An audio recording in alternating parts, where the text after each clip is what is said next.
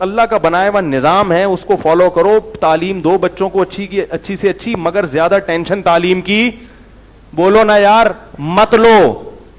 اتنا زیادہ عذاب میں آئے ہوئے ہیں والدین, بچہ فیل ہو گیا تو بچے کو اتنا نقصان نہیں ہو رہا, باپ کو ڈپریشن ہو رہی ہے, اماں کو ہو رہی ہے.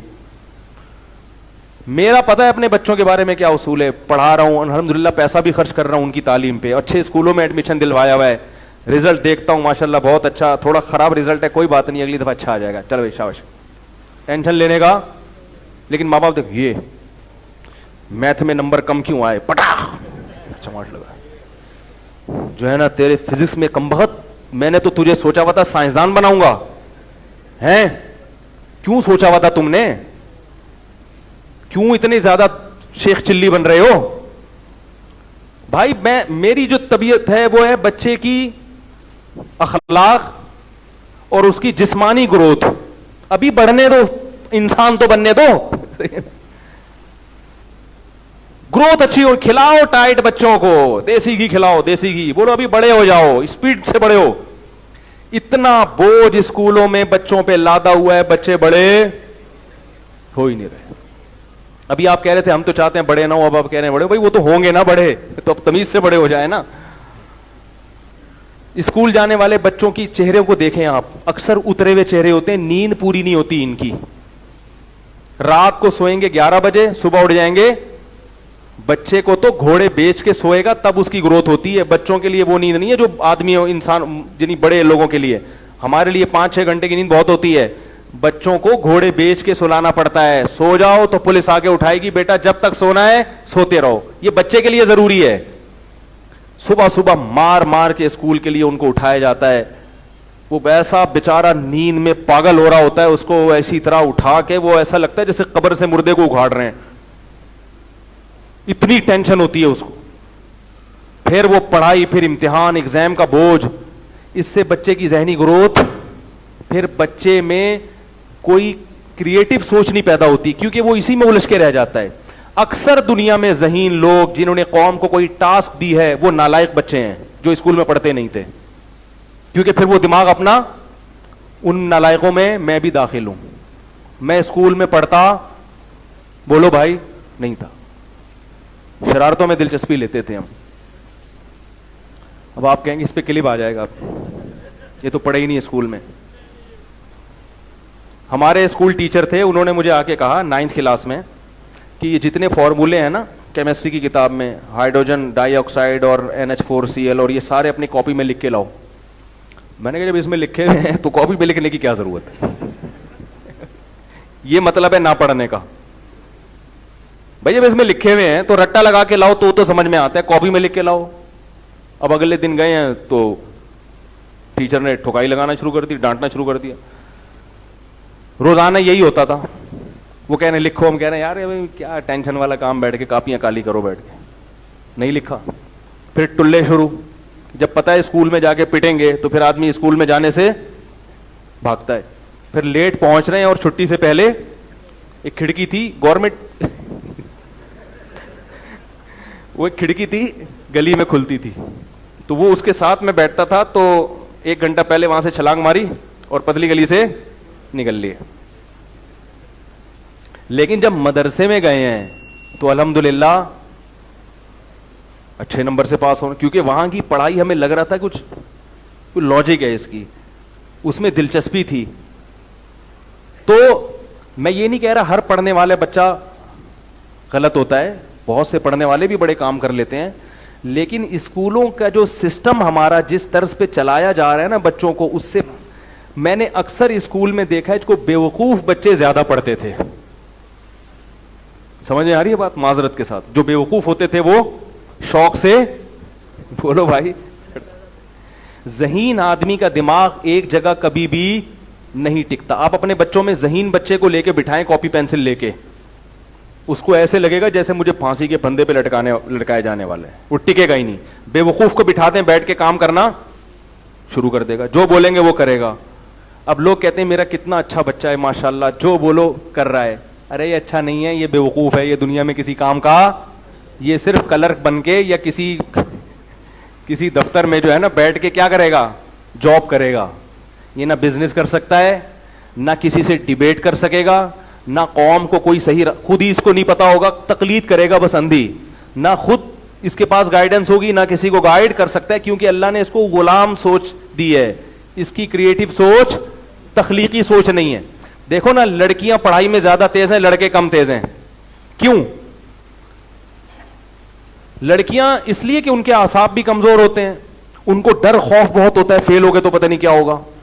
حالانکہ ان کو فیل ہونے کا اتنا نقصان نہیں ہے جتنا نقصان لڑکے کو ہے. اس کا تو فیوچر گیا نا لڑکے کا, اس نے تو کمانا ہے, لڑکی نہیں کمائی تو کیا اس کے شوہر کی ذمہ داری ہے.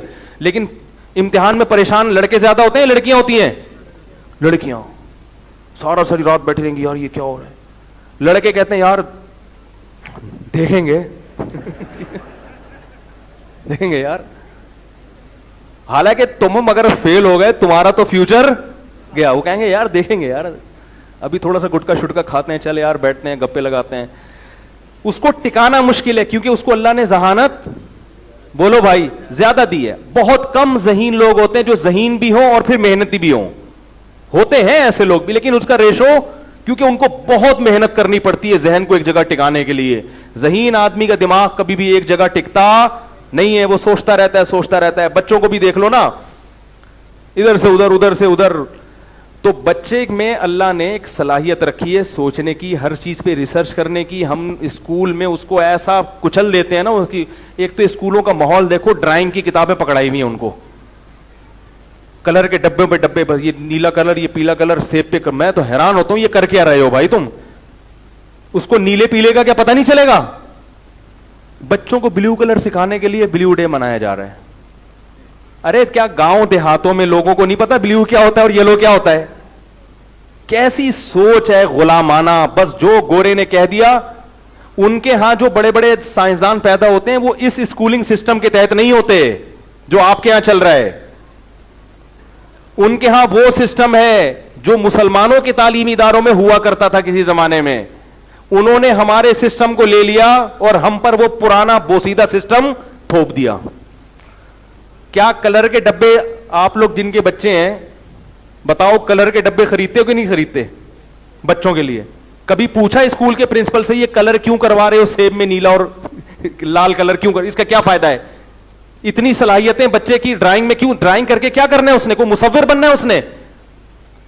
بیکار چیزیں. بس ماں باپ کہتے ہیں یار بہت ہی کوئی ٹپکل قسم کا ان کا ایجوکیشن سسٹم ہے جو روایتی انداز سے, بولو بھائی, ہٹا ہوا ہے. روایتی انداز نہیں ہے, وہی پرانا ایک نیا سسٹم کے تحت کیلا ان کو بنانے کا بتایا جا رہا ہے کہ بنانا کسے کہتے ہیں. ویسے اگر بتا دیتے کہ بیٹا وہ جو ٹھیلے میں بک رہا ہے نا وہ کیا ہے, اول تو یہ بتانے کی ضرورت نہیں, گھر میں بچے کو خود ہی کیلا اور بنانا پتہ چل جاتا ہے. اسکول کے لیے بنانے اور ایپل کی ضرورت, وہ تو اے فار ایپل تو الفابیٹ سکھانے کے لیے تو ٹھیک ہے. باقی ایپل کا جس بچے کو نہ پتا ہو وہ تو اس کو تو اسکول بھیجو ہی نہیں, کیونکہ وہ جس کو ایپل کا نہیں پتا وہ اسکول میں جا کے کیا پڑھے گا؟ اتنا تو دماغ پہلے سے ہونا چاہیے نا اس کا. صلاحیتیں برباد اور فیسیں دیکھو آپ. میں آپ کو ایک بات بتاؤں, اچھا اسکول آج کل اس کو سمجھا جاتا ہے جس بچے کو انگلش بولنا آتی ہے. بس یہ ماں باپ نے ایک کرائٹیریا بنا لیا ہے, انگلش کو فوکس کر رہے ہیں, تعلیم کو فوکس, بولو بھائی, نہیں کر رہے. کیونکہ میں میٹرک کے بچوں کا امتحان لیتا ہوں جو جامعۃ الرشید میں ایڈمیشن کے لیے آتے ہیں, تو جو او لیول پڑھے ہوئے بچے ہیں نا, ان کا جو تعلیمی جو معیار ہے وہ اتنا خراب ہوتا ہے کہ بہت حیران ہوتی ہے عقل کہ یار ان کو نہ الجبرا آتا ہے نہ ان کو سائنس کا پتہ ہے کچھ, بس ٹھش پش پھش انگلش بولنا شروع کرتے ہیں تو لوگ سمجھتے ہیں کہ ہمارا بچہ کیا ہے, بولو بھائی, پڑھا لکھا. تو اس میں سائنسدان پیدا, بھول جاؤ کہ اس ایجوکیشن سسٹم میں کوئی سائنٹسٹ پیدا ہوگا. اگر ڈاکٹر عبد القدیر خان پیدا ہو گیا تو وہ اپنی محنت سے ہوا ہے, وہ اس اسکولنگ سسٹم سے, بولو نا بھائی, نہیں ہوا. ڈاکٹر عبد القدیر خان کا ماضی اٹھا کے دیکھو, میرا خیال ہے کہ وہ بھی اسکول سے بھاگا ہوا ہوگا, میرا خیال ہے, تجزیہ ہے, اسکول سے بھاگا ہوا ہوگا وہ. اگر اسی طرح تمیز سے پڑھتا رہتا سائنسدان نہیں بنتا. اب سوال پیدا ہوتا ہے, ماں باپ مجھے کہیں گے آپ ہمارے بچوں کو اسکول سے باغی بنا رہے ہیں, یہ تو سب بھاگ جائیں گے تاکہ سائنسدان بنے ہیں. بھائی ماں باپ یہ مجھے کہہ سکتے ہیں کہ مفتی صاحب آپ نے جو بیان کیا ہے اس بیان کو سن کے تو ہمارا بچہ جو تھوڑا بہت پڑھائی کی طرف آیا تھا اس سے بھی جائے گا, اس چکر میں کہ میں عبد القدیر خان بنوں گا. کیا خیال ہے؟ تو اس کا جواب یہ ہے کہ دیکھو جب آپ کے پاس کوئی آلٹرنیٹ سسٹم نہ ہونا تو جو ہے اسی کو گزارا چلاؤ. کیونکہ بھاگ گئے نا اگر اسکول سے تو یہ ضروری نہیں ہے کہ عبد القدیر خان ہی بنو. ممکن ہے کہ نہ ادھر کے رہو نہ بولو بھائی ادھر کے رہو. اس سسٹم کے تحت کوئی بڑے آدمی تو نہیں بنو گے, یہ تو لکھ لو آپ. لیکن یہ ہوگا کہ کہیں جاب واب مل جائے گی کسی کمپنی میں تو باس کی چاپلوسی ماپلوسی اور تھوڑا سا اس کے کیا کہتے ہیں اٹھائی گیری جسے کہتے ہیں, ٹھیک ہے نا, اور اس کے مکھن وکھن لگا کے کچھ تھوڑا سا پیسے کما لو گے بس, سمجھ رہے ہو. اور تھوڑے دنوں میں ترقی کر کے کرتے باس بن جاؤ گے. لیکن ہوگے کمپنی کے باس, بھی کمپنی کا ملازم ہی ہوتا ہے. اصل ترقی وہ کرتا ہے جس کی کمپنی ہو, اپنی کمپنی. بولو بھائی, میں نے جتنے بڑے بڑے تاجر دیکھے اپنی زندگی میں, میرا ہر قسم کے طبقے کے ساتھ اٹھنا بیٹھنا ہے, 99% وہ ہیں جو اسکولوں میں نہیں پڑھے. دماغ استعمال کرتے کرتے اپنی فیکٹریاں بنا لی انہوں نے, کمپنیاں لگا لی انہوں نے. سمجھ رہے ہو یا نہیں سمجھ رہے؟ اور اپنے رشتہ داروں میں دیکھا ہے کہ دماغ استعمال کرتے کرتے کہاں سے کہاں پہنچ گئے.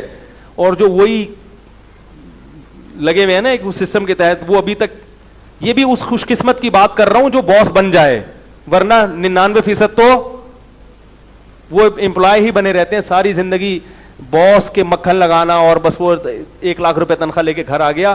دیکھو یہ جو 1-2 لاکھ روپے تنخواہیں تم کما کے بہت خوش ہوتے ہو نا, ٹھیک ہے اللہ کی طرف سے رزق ہے, لیکن یاد رکھو تمہیں پتہ نہیں ہے اللہ نے تم میں صلاحیت کتنی دی ہے, اس لیے تم 1 لاکھ کو کیا سمجھتے ہو زیادہ. تم ذرا اوپر اپر لیول کے ساتھ بیٹھو تو تمہیں پتا چلے گا کہ جن کے اللہ نے صلاحیت دی ہے دین یا دنیا دونوں کی, وہ کہاں سے کہاں پہنچ گئے ہیں.